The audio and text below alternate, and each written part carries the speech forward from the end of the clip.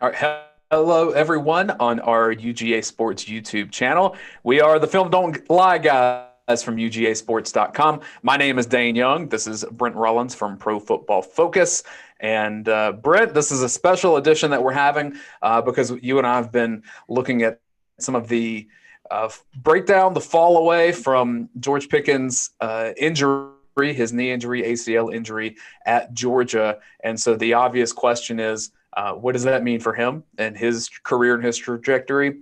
And then also, what does that mean for UGA football? You had a great piece on UGAsports.com yesterday. So I'd like for you to kind of give our audience a little bit of a preview of what that is, and then they can go check out that piece themselves on our homepage at UGAsports.com. Well, first and foremost, it's just a bad thing to talk about. You hate to have to talk about this. And we were planning on doing like a draft prediction type thing these next few weeks, and then it got pushed back, obviously, because of this news, because of how important he was and how important he is as a player and how good he is as a player. And you just hate it for the kid. That's the first and foremost. This was going to be his first spring practice. Like he enrolled in the summer as a true freshman. And obviously last spring was canceled because of COVID. So this was his first true spring practice to really work on the craft, look at those finer details, because we've seen since the video or whatever it was that got leaked that he made the one-handed catch his first fall. Ever since then, he's been a highlight reel machine at the receiver position and just done great things, both statistically as well as making big plays, making contested catches. The piece on UGAsports.com that we looked at kind of what he's done and how good he was, especially at the end of last year. His return coincided with JT Daniels being put at quarterback. And over the last 4 games, Pickens had 23 catches on 32 targets, 373 yards, 4 touchdowns, and just crazy highlight reel type catches. He was a contested catch machine, first down, touchdown machine. I think upwards of like 86% of his catches went for either a first down or a touchdown. So the having to replace that, while you don't want to think about it, you unfortunately have to now. And who knows with injury timetable, if he's, super heals great and it's all good and he maybe comes back for a late season type run, that would be great. But in all likelihood, his season is basically done. So you have to move on. And for Georgia's offensive sake, it's one of those things where it's just sickens your stomach for it to happen. But almost you'd rather it happen. If something like that is going to happen, you'd rather it happen now as opposed to week 5 or week 6. I thought you had a really good point that was first in our staff group chat, that this was George Pickens' first and only spring practice because of when he enrolled, and then obviously the COVID situation of 2020. So a lot of his development could have come there, and how good he already was. I've seen a lot of reaction about the George Pickens injury, and they tend to fall on one of the two extremes. It's either Georgia's season is over. This is, hell falling on the Bulldogs. Yes, there's all that, and I get it. The other extreme is this is why you have a lot of depth. Georgia will be fine. There's the optimism there. Both of those things can be true. There is not a player on this roster that can do what George Pickens does. He is Georgia's best wide receiver talent in at least a decade. I would say going back to A.J. Green. In terms of especially his range, his ball placement, getting his hands. He just makes catches that other players do not make. And we're going to pull up some video here and kind of remind you of that. And he goes back to that big performance, I'd say, in New Orleans against Baylor, his freshman season, when he just lit it up. And I'm not saying he won that game single-handedly, but that changed the trajectory of Georgia's offense because, as you've mentioned, when he's out there, defenses say, all right, we have to do something for that guy. And they don't always do that for everyone else. So I think that it can be true that George Pickens was Georgia's best offensive weapon, period. I think it can also be true that Georgia has other offensive weapons that as a collective team, they can still be a really good offense. But there's just no doubt in saying you don't replace this. No. That's not going to happen. The silver lining or the sort of bright side, looking at the bright side type thing for me is he doesn't play quarterback.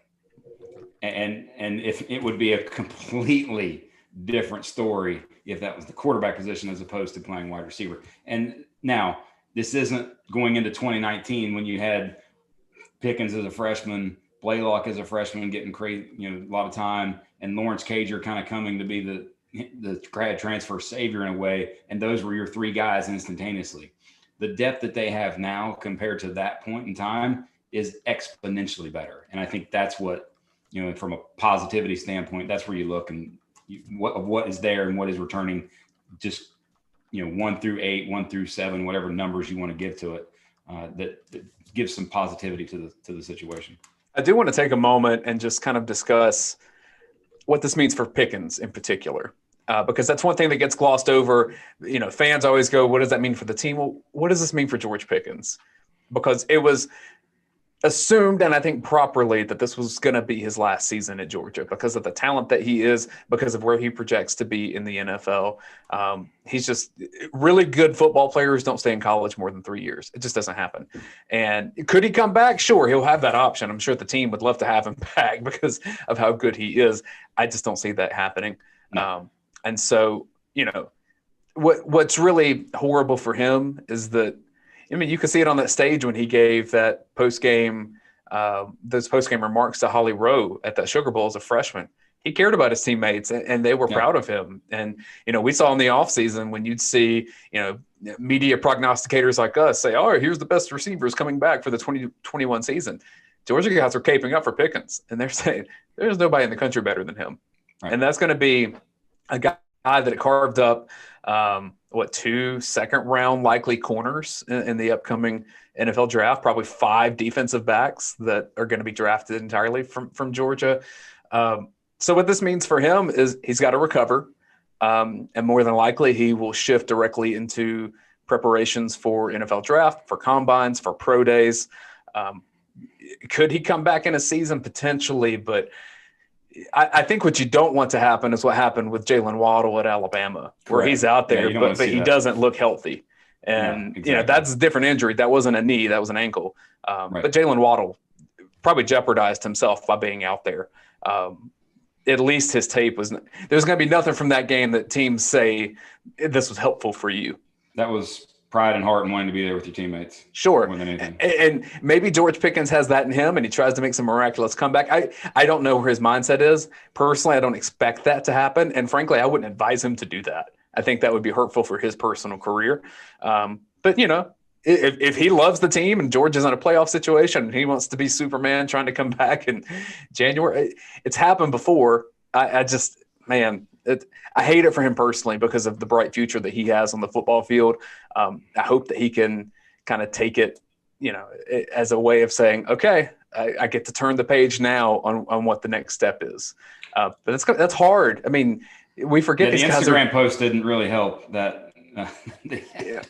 We forget these guys are 20 years old. And I mean, if you and I had an injury like that, it's bummed out for what it prevents us from doing. And all we do, like you play basketball and I play tennis and it's just like for fun, but we'd still be bummed out about that. This guy is he's a pro football player.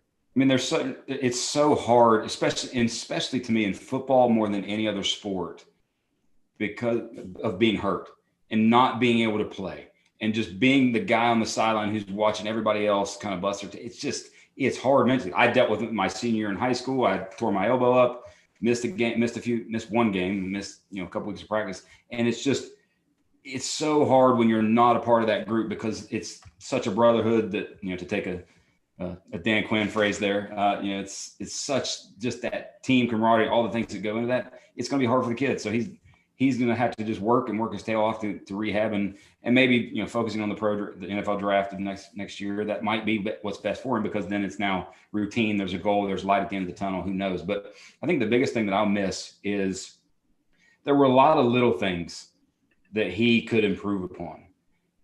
Things like just route running, the crispness of the routes, decisions within like third down situations. Like there was a third down play against Alabama where he comes back to the quarterback, does a great job of coming back to the quarterback, but comes back to the quarterback 3 yards short of the first down. He extends, he keeps going as opposed to being right at the first down marker. Those little things where more practice reps, more game reps, and you see that level of improvement to the point where, he could go into next spring's draft as a clear-cut number 1, number 2 type receiver. I think now that the NFL is just going to have 2 years of tape on him, they're going to look at it and be like, okay, there's insane amount of talent. There's this insane amount of, the ability to make contested catches and go track the ball in the air and do things in the air, get off the playing field, quick jump, all that kind of stuff.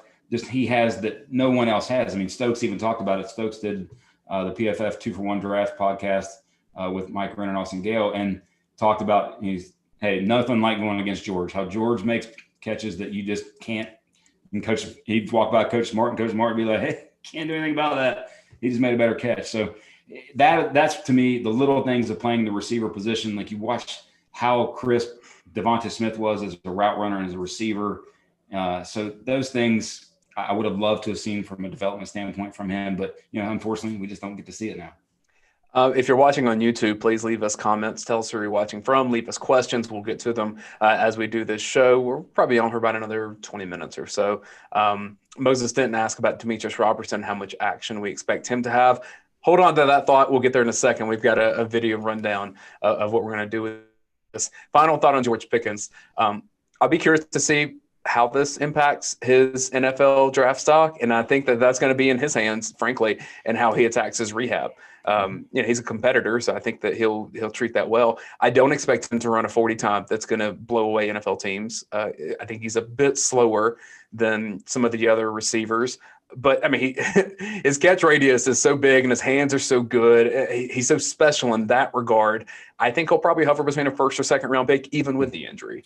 I would agree. I think I would say, like, if you put him now as a projection, it's middle second round higher, like, depending upon rehab and all of the things that go with that. Yeah. I mean, whatever he does from here, NFL teams are really going to be interested in, because it's going to show his level of dedication and his level of maturity. And, NFL teams don't really care as much about the college team rah-rah stuff anymore.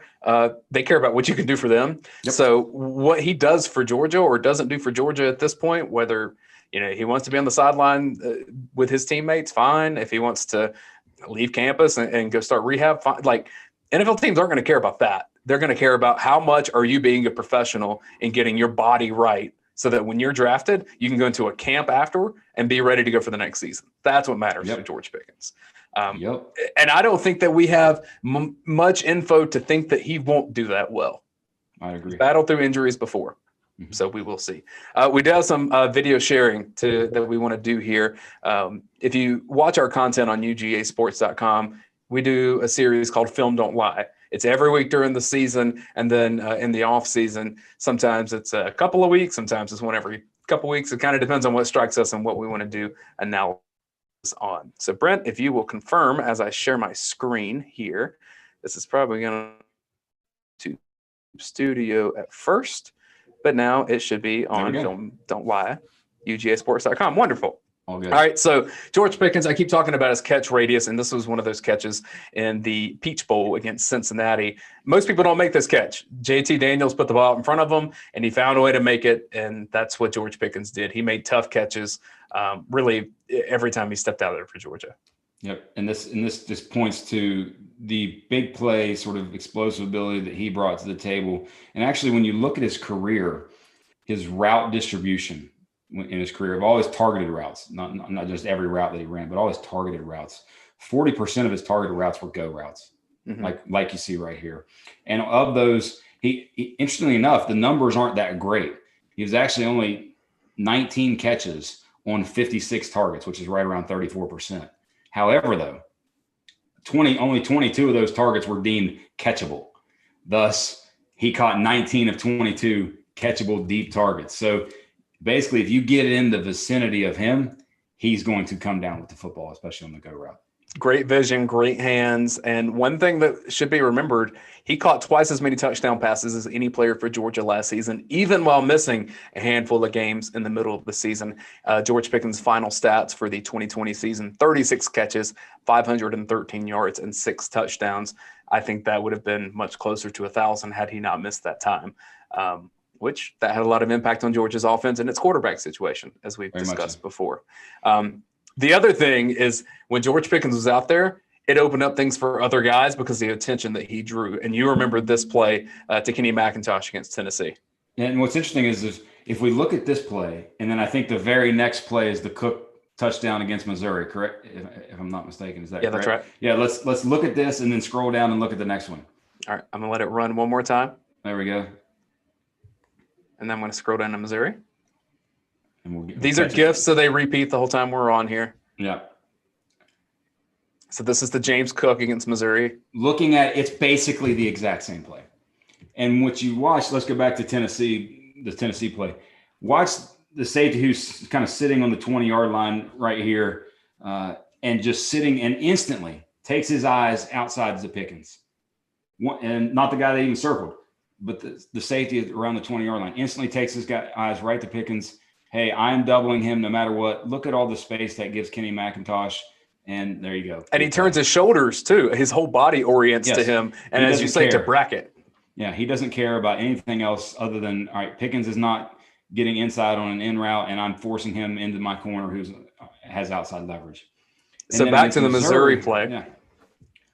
The interesting part is, so you watch number 9 trying to make the tackle right at the goal line.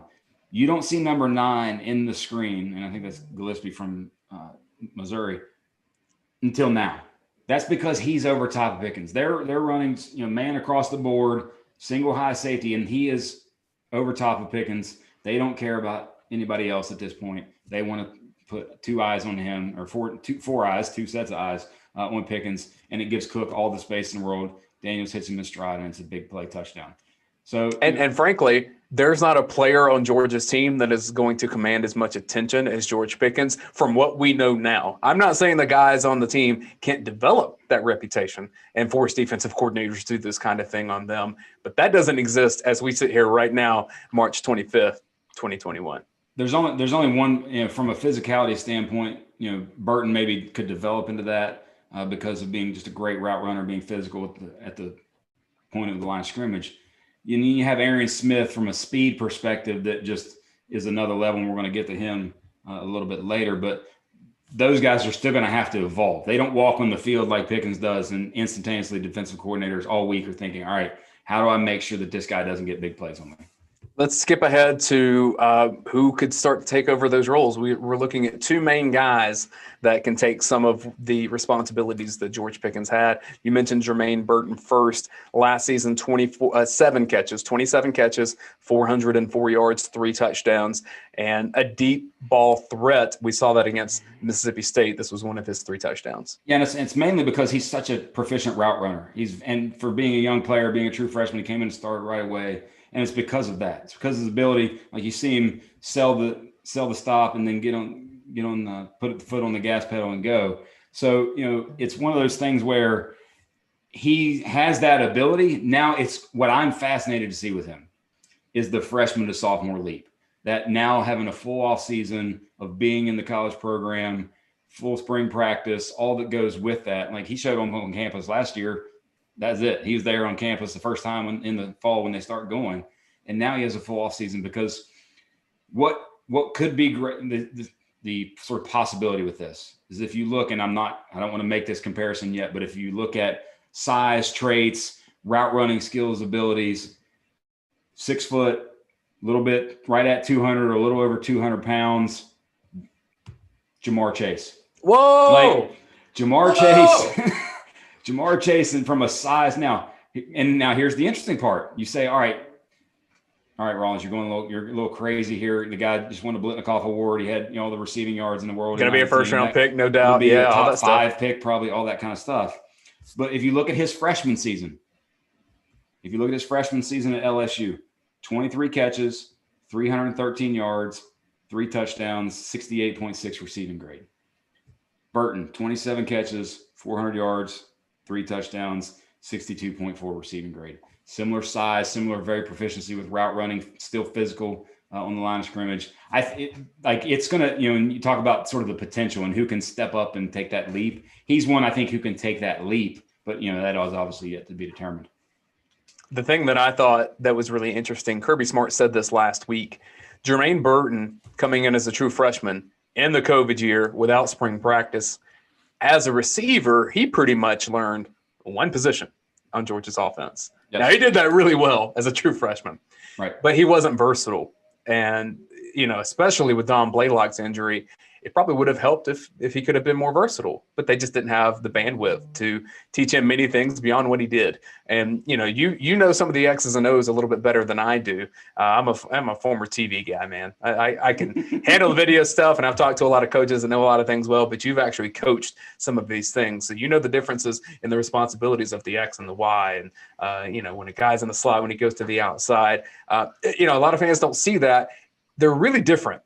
And they require different skill sets. They require different route trees in a lot of cases. So you see Burton as being able to handle that, especially being more versatile in the upcoming year. I do. And I think he's someone I think that can move around wherever. And it's the ability to run routes, separate, especially to be physical to line of scrimmage. That's something I think that he has and will continue to use now. Because when you look at Pickens, 90% of snaps in his 2 years, he was lined up out wide. Rarely, if ever, was he in the slot. So he was outside, go route, either go, push him down the field and then cut out, push him down the field, come back. That was the extent of what he did from a route perspective. And I think that's replaceable, in certain realm. It's obviously the player can't be replaced, but the route tree itself is replaceable. Another guy that could take some of that away from the responsibility left over from George Pickens, Marcus Rosemy-Jacksaint, who was coming on middle of the season. He had an ankle injury on this play against Florida. It ended his year. Big guy, physical, smooth route runner, though. Yes. He was coming on at the right time for Georgia. Very much so. And you think about the Florida game, like Pickens didn't play that game, and he doesn't get hurt in the very bad injury that he had on this play. But if not that, who knows how this game looks, because he was doing that and elevating himself. And the biggest thing about him that I think was interesting was how well and how aggressive he was playing on special teams early in the year. And I think that endeared him to the coaching staff. And hey, I'm going to be physical. I'm going to be there. So from a contest, when you talk about how can you replace the contested catch, let me just throw it up on third down from a size and go get it perspective. He might be that guy that starts getting into that, being that contested catch, the Wims, the Holloman, that type player. Still a lot to prove for Rosemy-Jacksaint. Like I said, he was just getting going. 4 total catches, 62 yards, and this touchdown against Florida before the injury derailed his season. Coming back from a knee injury, Dominick Blaylock has had 2 ACL injuries, so we have to go back to 2019 for this footage. And you talk about a smooth route runner. Dom Blaylock made things look easy his freshman season. Very much so. I mean, he had early in the season had the quick out he caught against Arkansas State. It was just very quick, very decisive cut, catch the ball, boom, gone down the sideline. And I think that's what the way you described him, sort of smooth, that's what he is. Now, the interesting part is not 1, but 2 ACLs. And having that and coming back from that, what's he going to be? Nobody knows. Obviously, the coaching staff at least gets to see it this spring. But at least having someone that is experienced, someone that is and got better as a freshman. Each and every game, was playing well in the game against LSU before he got hurt. So it stunk that we didn't get to see him a year ago. But I think he's obviously someone who you feel good about as long as the physical health is there. You feel good that, hey, we're going to be good to go, and we can put this guy in the game and trust him to go make catches. Very, very, very great hands. I don't think he had a drop as a freshman. Folks in the YouTube chat, we see you. We're going to get to your questions after we stop our screen sharing here. I just need to be able to see what we're looking at so we can break it down for you. One thing, I'll give you a little homework. Go back to our borrowing concepts piece on UGAsports.com where we looked at what Alabama and Steve Sarkisian did very well. One of the things I love that Alabama was using was the stacked receiver look and then the variance that comes from that. So there was a particular play with Devontae Smith. He fakes like he's blocking. It looks like it's going to be a little swing pass. So he's blocking for a screen almost, out in the flat. Mm-hmm. He breaks off of that, goes to the inside and gets a slant with no one over the top. He's able to run for a touchdown. I think that could have worked very well with Burton and Blaylock together if Blaylock's speed is there to do that, because they're both physical players. They both could catch on the screen if they needed to, but they could also release off of a block and then get downfield. So I think that their skill sets could work well together on the same side of the field. Yeah, completely agree. Let's move on to our next receiver, Kearis Jackson, not taking over any of the responsibility from Pickens because he's a slot guy mostly, but a tough route runner, he had so many plays where he was taking tough hits and still bringing in the catch. A reliable guy for Georgia. Very much so. And again, another, when you think about what 2019 was and the inexperience that you had at the receiver position, and that's just another guy back that has experience, made big catches, done a lot of stuff with the ball, with the ball after the catch, used him in the screen game. He had a big screen against Cincinnati in the bowl game. So, that it just adds to the ability for the offensive coordinator to do creative things now that you have these guys back for an entire offseason and an entire year to plan around it. 36 catches, 514 yards, 3 touchdowns. The 514 was a team high on yards for Georgia, only 1 more yard than what George Pickens corralled last year. So Kearis Jackson, man, he's a tough player. He's a guy that you need out there. And outside of Arian Smith and his little bit of time frame that we're going to look here, outside of him, Kearis led the team in receiving grade, 76.1. Great note. Arian Smith, 2 catches, 86 yards, and a touchdown. Deep ball specialist here. I've had people tell me both outside and inside the building that he is the fastest player they've ever seen in person. Wow. And what was amazing about him, the touchdown, there he's underthrown or it's a touchdown. But against South Carolina, the touchdown he had against South Carolina, he throttles down. Like he torches the DB, throttles down, and he still can't be caught. And you can just see him borderline just jogging. And so the amount of speed that he has, and to me, he's the actual key in all of this for me because of the threat of Pickens and the threat of him as a big play going down the field. You have to have that in your offense. And Arian Smith absolutely provides that. Every safety on planet Earth is going to know where he is, and defensive coordinator, they're going to have another step or two back because that speed is a different level. They talked about on the podcast, y'all did on Tuesday, about I was running track now some. Mm-hmm. I mean, so he was giving Matthew Bowling a little bit of a run for his money kind of stuff. But I don't know about all that. No, he's probably not. He's probably not doing that because Bowling's on another level. But Smith is that too from a track level speed. And when we talk about the route tree, 40% go route for Pickens, that guy's there, and having him there to me, I blame myself a little bit for the Pickens injury because I was going through and organizing what I was going to write over the next few weeks. And next week was going to be Arian Smith's presence. If Pickens goes down for any little time like he did last season, Arian Smith's presence helps them sort of, I think, survive that. Well, then obviously that happened. So the Rollins curse, man. Bad job by me. All the Georgia fans can blame me. Do you agree that these 5 are the primary receivers to take over most of the load? We're looking at Blaylock, Burton, Rosemy-Jacksaint, Jackson, and Smith. I do. I know we've got one more to discuss, but do you agree those 5 are most likely to take the load? Very much so. And when you do that combined with the tight end usage that we're going to talk about here in a little bit, I think that those 2 things, yes, those are the guys. One of the forgotten guys is Demetrius Robertson. Did not get a lot of play last year, especially a lot of catches. But he's an experienced guy. He knows what he's doing at Georgia. Good athlete. Do you think he could find a role in this group? We always think that. And that you look at it and you see the speed and you see him, but then it just never materializes actually on the field in terms of a lot of time. It did 12 catches for 110 yards last year. Yeah, it did so more in 2019. He had 30 catches for 333 yards and 3 touchdowns in 2019. But, it just with this group here this year in 2020, and now you think, hey, I have a new set of eyes. Well, those new set of eyes led to less playing time. But, hey, on the bright side, beyond experienced returning receiver that that at any point in the game you can go plug in and he'll go have him make a play. Yeah, and, he's a valuable piece to have. I mean, you want to have depth, and that's one thing that we talked about. In 2019 specifically, Georgia was lacking at receiver depth, and you saw it. And Georgia probably ends up beating South Carolina if they have a little bit better receiver play, or at least some better quarterback play that year. Other names I want to mention, let's start with tight ends. I think we agree that the most likely pass catchers on this team, Darnell Washington is obvious. But from what we've been hearing, don't be surprised if Brock Bowers is in the mix there for a lot of reception opportunities.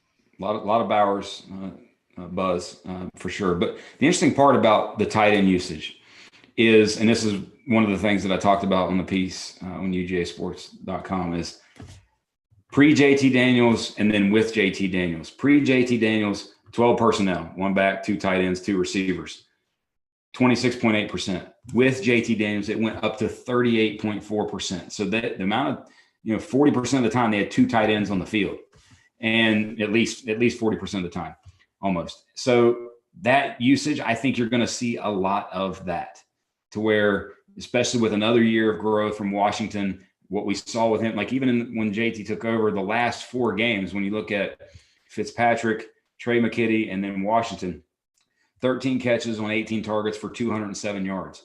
That's an area. And, even earlier this offseason, I wrote the piece, the layups that Todd Monken created for the wide receivers, backs, and then also tight ends. And I had to separate out the tight end one specifically by itself, because I think I had like 13 clips where the tight end is literally running, as Coach Donovan would say, wide open, down the field, so that usage, that threat down the middle of the field, I think is going to grow this fall because of, and to mitigate all that. And it just makes your offense better. Being a threat in every place, in every position, it just makes your offense better.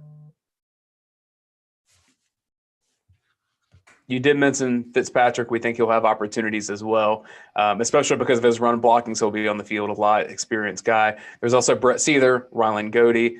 They're going to be down on the depth chart. It looks like it's going to be Darnell Washington, Brock Bowers, and John Fitzpatrick. Not necessarily in that order. Georgia can use some 2 tight end stuff when they get closer to the goal line. Frankly, there's enough offensive linemen. If they've got any hand skills, I'd kind of like to see, a couple passes to some of those guys. Carter catch one, right? I mean, come on. I mean, why not put Jalen out there all the time? Ben Cleveland ran faster than some tight ends I've seen. So who knows? Other receivers, just to mention quickly, Jalen Johnson, who is a walk-on that saw a lot of playing time last year. He's a guy that could get some PT, especially if some other injuries occur. Justin Robinson is an interesting name. You were talking about him before we went live on air. Yeah, and he's, because of what the physical traits that he possesses, 6'4", 220 pounds, looks the part, first guy off the bus kind of thing. And, now granted, if you think about him and then the 2 true freshmen and Mitchell and Meeks, like, you're going off of high school tape. You're not going off of tape that you've seen in an SEC game or on a big stage. So it's just potential there to at least be there. But here's the key. They're at least there. Yeah. They're at least there, and they have talent, and it's as opposed to having a bunch of guys that you think can't play whatsoever. You mentioned Adonai Mitchell, true freshman from Tennessee. You mentioned Jackson Meeks, true freshman from Phoenix City, Alabama. Both good prospects. Both are going to have a lot of work to do. Meeks coming off some injuries specifically. But we've seen freshman receivers make impact. So I wouldn't count it out yet, but as I said, we're looking at high school tape here, and college is a different level. So It's a crowded depth chart. Even with the Pickens injury, they've got some guys to jump. I'm not saying they can't do it. I'm just saying at this stage, there's work to be done there. The other guy I would mention, and he's probably not as much for anything on the outside, he'd probably be in the depth chart for a slot. That'd be Ladd McConkey, who we've heard some solid things about. Again, we'll need to see it on the field, relying on high school tape there. Yep. So that's kind of what we're thinking, but also worth mentioning, we saw enough passes to the running backs 100%. in that crowded backfield. Good to know that Kenny McIntosh was an elbow dislocation, no surgery required, so he'll be fine. Still impacts his spring. So we're going to look at James Cook, Kenny McIntosh, Kendall Milton, Zamir White a little bit, although he's probably more of a between the tackles and not as much of a screen guy. We saw the plays to Cook and McIntosh that we just broke down. I expect to see more of that, and I think you probably would too. And those two guys specifically. Now, what my hope is, because of the plethora of running backs that they have and the depth of talent, the depth of really, really good talent that they have at the running back position, I hope they don't look any different no matter who's on the field. Like, their offense is their offense, and I'm going to throw it to the backs or do anything and everything with every back that plays. But obviously, McIntosh and Cook have sort of stood out as receiving options. Last year, 26 catches, 334 yards and 2 touchdowns for those two guys combined. We saw it each of the plays there. McIntosh was big down in that last drive on the bowl game. So using those guys in unique and different ways, all of it to where your offense just becomes, and that's, I think with that, the Pickens, I always use with receivers, I use the baseball analogy, like starting pitchers, like your number one is your number one for a reason, because now your number two matches up way better with the other team's number two guy, and so on down the line. I think receivers are very much like that when you have that true number one. But if you don't, now one of these guys that we've talked about might step up, become that true number one guy. And obviously, if they're going to throw the ball like they did towards the end of last year, they're going to get stats. Like they're going to get catches and put up numbers. And there's probably going to be one or two of them that are close to 1,000 yards. But like Alabama last year, you had Mechie, Smith, Waddle, who literally got 80 to 85% of the targets, and almost 100 if you throw in Najee Harris. Versus Florida last year, who had almost 10 guys with at least 12 to 15 targets. And it was just spreading the ball around. And you think they had a great player in Pitts and Tony, but it wasn't like those guys got the lion's share of the targets. They spread the ball around all over the place. Everyone was a threat. And I think that's what you'll see a lot of what Todd Monken does this offseason and things that he does moving forward is I want to make sure that every person on the field is a threat, and you have to defend me that way. The running backs are key to the passing game, and it doesn't always seem that way. But yeah, I go back to LSU 2019, that great offense they had. Probably the most important piece in terms of versatility. So I'm not saying greatest player on the team or any of that stuff, because it was Joe Burrow and his accuracy, fine. Right. Clyde Edwards-Helaire, because he could be the bowling ball at the middle that gets you 4 yards when you have to have it, but he could also sprint out wide and play right along the sideline and make a linebacker go cover him. Right. And Joe Brady trusted him to do that. Very much. James Cook can do that. Kenny McIntosh can do that. I think Zamir White probably could, although he probably won't be asked to do so, frankly, Correct. Just because of the amount of talent and the variety of talent in Georgia's backfield. So I think in that you're going to see so much from James Cook that's probably going to get him drafted really high, assuming he can stay healthy. The NFL loves that kind of player. You look at what the Chiefs do. You look at what the Patriots have done historically. It helps a lot to have that versatility to catch out of the backfield. We saw it with Najee Harris too, a little bit of a different extent because they had so much talent at wide receiver, and LSU did too. Both of those teams had 4 or 5 NFL wide receivers.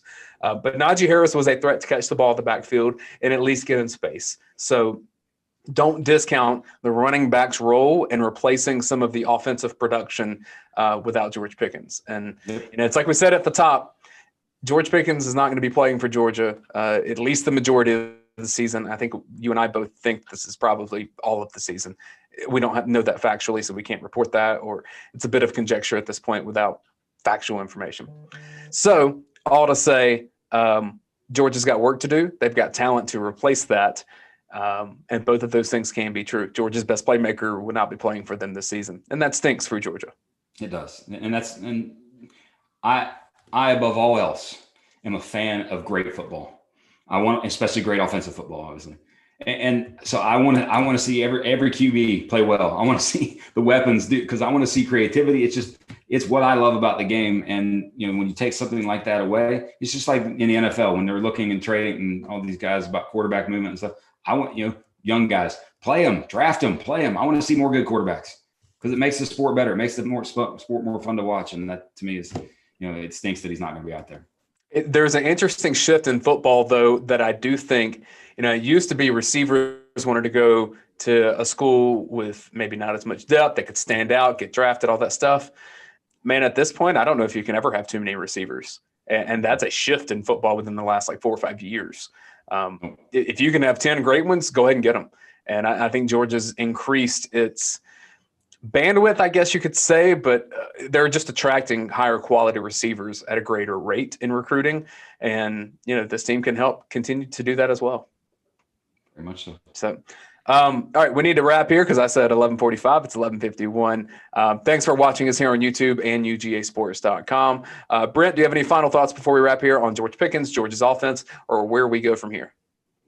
I still expect them to do what I said in an article a while back, and that is break the single season yardage and points per game record. That's a big play.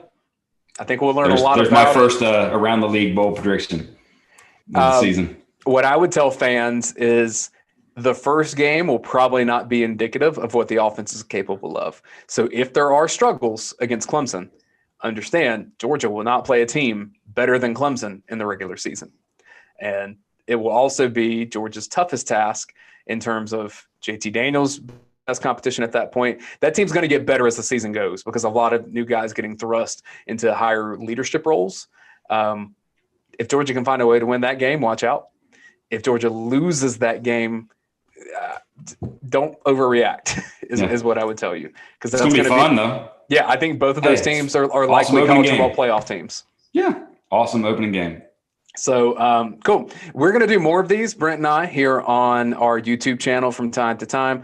We'll try to give you a heads up when we do that. We like to give you a little bit of behind the scenes for Film Don't Lie over on UGAsports.com because we enjoy putting it together. I think we've got a really good mix where Brent coaches football. He knows the X's and O's better than I do. And I've talked to a lot of different coaches. I've got a lot of the skills in terms of like video, and I'm a messaging guy. You know, I do journalism and PR, both of those things. So combined, we kind of have a good way to give you the information in a way that you can understand it and share it with your friends. And that's all we're trying to do at UGAsports.com. So we're going to wrap up here. Thank you for watching. Please subscribe to this YouTube channel and tell your friends that you enjoyed watching Film Don't Lie from UGAsports.com. We will see you again next time.